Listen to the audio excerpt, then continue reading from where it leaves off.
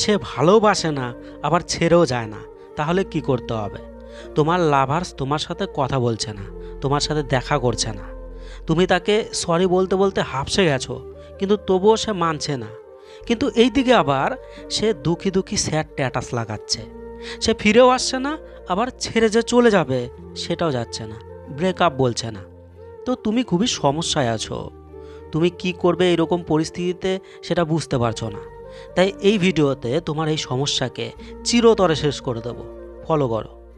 Why, কেন?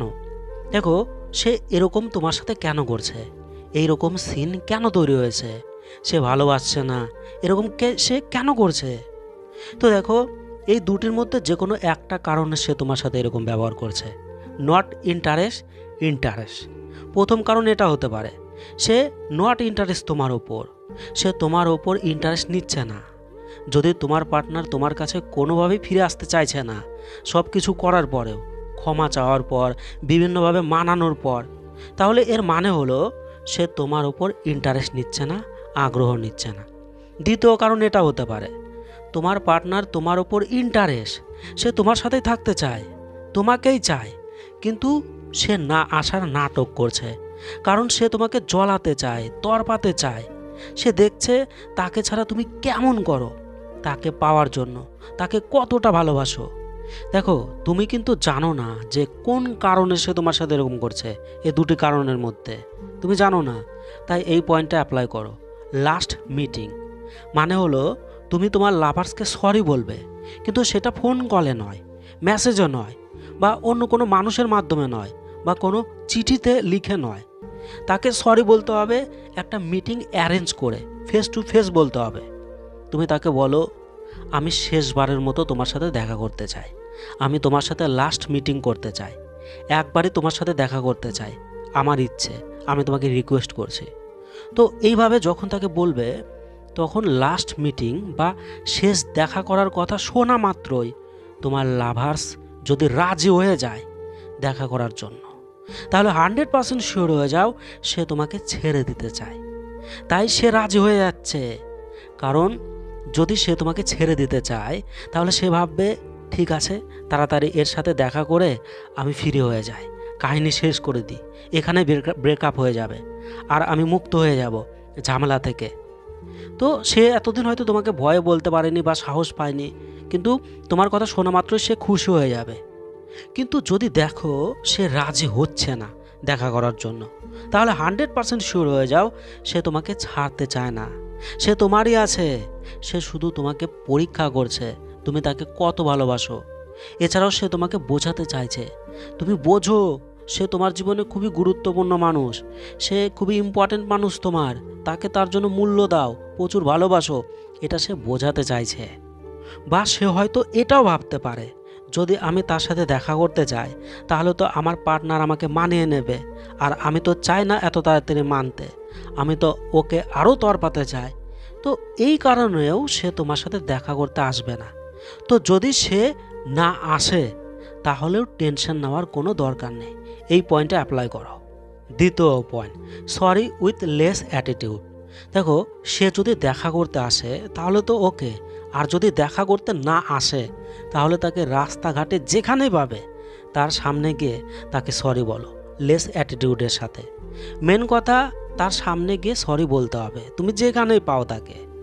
দেখো, sorry বলাটা ইম্পর্ট্যান্ট না, সরি তো তুমি বলতেই, তুমি রোজ বলছো, এখনও পর্যন্ত বলছোই, কিন্তু এখানে তোমাকে একটা বিষয়ে ধ্যান রাখতে হবে, সরি তো বলবেই, কিন্তু লেস অ্যাটিটিউড নে, তোমার মধ্যে অ্যাটিটিউড থাকা যাবে না, জিরো অ্যাটিটিউড, জিরোর থেকে কম করে দাও। এখানে তোমাকে স্ট্যান্ডার্ড যুক্ত সরি বলা যাবে না, স্ট্যান্ডার্ড মেনটেন করা যাবে না। তুমি ভাব দেখাচ্ছ তার সামনে, তাহলে চলবে না। তার পা জড়িয়ে ধরতে হবে, তার হাত জড়িয়ে ধরো, তার সামনে কাঁদো, হাঁটু করে বসে ভ্যান ভ্যান করো, তার কাছে মাথা নিচু করে সরি বলো। দেখো, তুমি হয়তো বলবে এটা তো বেশি বেশি হয়ে যাবে। হ্যাঁ, বেশি হোক, বেশি কম তুমি দেখতে যাবে না। যদি বেশি কম দেখো তাহলে অ্যাটিটিউড এসে যাবে তোমার মধ্যে, আর যদি অ্যাটিটিউড এসে যায় তাহলে তোমার রিলেশন তোমার হাত থেকে চলে যাবে। তারপরে বসে পড়ো চুপচাপ, আর কি করবে, কিছু হবে না। তাই যদি তাকে লাইফে চাও তাহলে এইসব করো, এগুলো সব করতে হবে, যত পারো নিজেকে তার কাছে নর্মাল বানাও, যত পারো তাকে রিকোয়েস্ট করো, অনুরোধ করো, কাঁদো, সব কিছু করো। Not for mistake, only for hurting. দেখো, ভালোবাসাতে আমরা সরি এই জন্য কিন্তু বলি না যে মিস্টেক হয়েছে আমার, আমি ভুল করেছি জন্য। ভালোবাসাতে সরি ভুল করার জন্য একদমই বলা হয় না। ভালোবাসাতে সরি বা ক্ষমা যে আমরা চাই বা ক্ষমা যে চাইতে হয়, সেটা হার্টিংয়ের জন্য। যখন আমরা পার্টনারের মনে কষ্ট দিই, মনে আঘাত দিই, তখন আমরা সরি বলি, ক্ষমা চাই। দেখো, মিস্টেক বা ভুল করাকে কিন্তু মাপা যায়। ছোট মিস্টেক, ছোট ভুল, ছোট সাজা পাওয়া যায়। আর বড় মিস্টেক, বড় ভুল, বড় সাজা পাওয়া যায়। এটার একটা মাপ আছে, যেটা অন্যান্য সবার সাথে, অন্যান্য সব মানুষদের সাথে ঠিক আছে, তুমি তাদের সাথে বলতেই পারো। কিন্তু আমাদের রিলেশনের ক্ষেত্রে, লাভ, ভালোবাসার ক্ষেত্রে এরকমটা হয় না।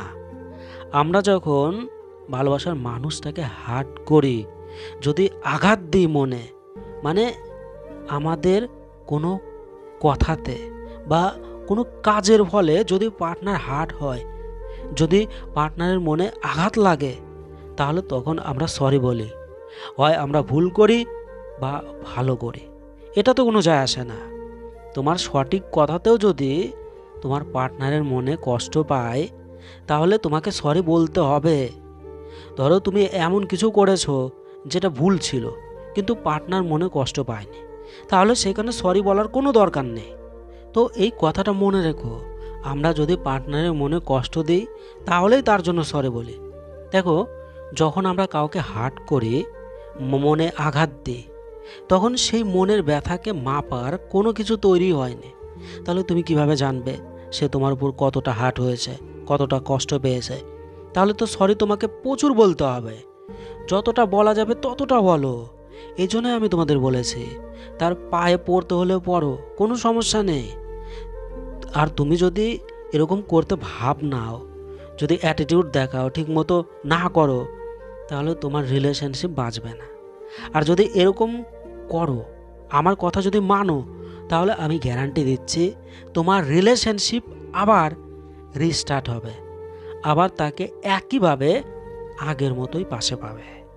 দেখো, এগুলো সব করে তুমি একটা জিনিস পাবে, সেটা স্যাটিসফ্যাকশান, সন্তুষ্টি পাবে, তোমার মনে চির শান্তি পাবে।